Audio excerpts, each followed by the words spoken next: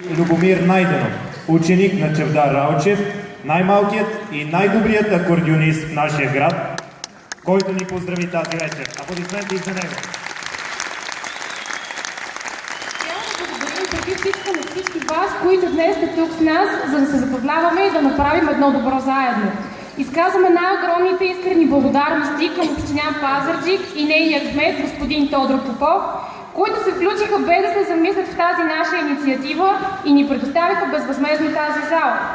Окръжен съд град Пазарджик, областна управа град Пазарджик, Прокредит банк, магазините Рита, СОУ Георги Бреков, СОУ Георги Бенковски, ОУ Христо Ботев, ОУ професор Иван Ватоклиев, професионална гимназия по строителство и архитектура, начално училище Никола Фурназиев, начално училище Отец Паисий, Иван Вазов, ОДЗ Калина Малина, ОДЗ Валентина Терешкова, ОДЗ Юрика Карин, ОДЗ Слънчо, Детски център Славянка и Църква на адвентистите от седмия ден град Пазарджик, които помогнаха в инициативата за събирането на средствата.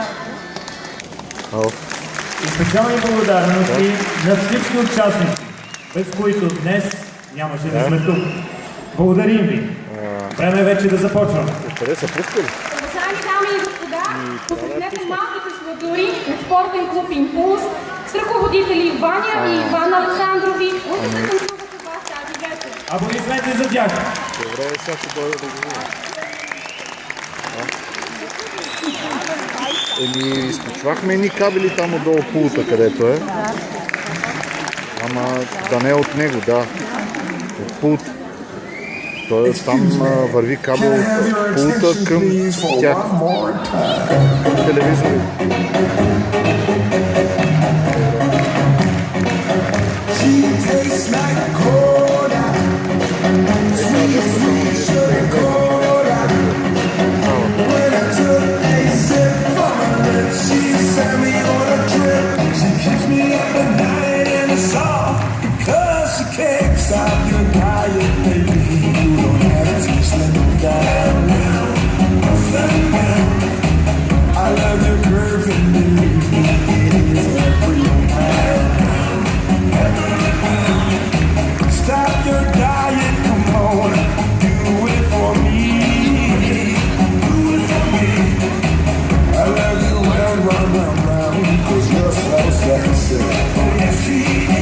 She tastes like cold.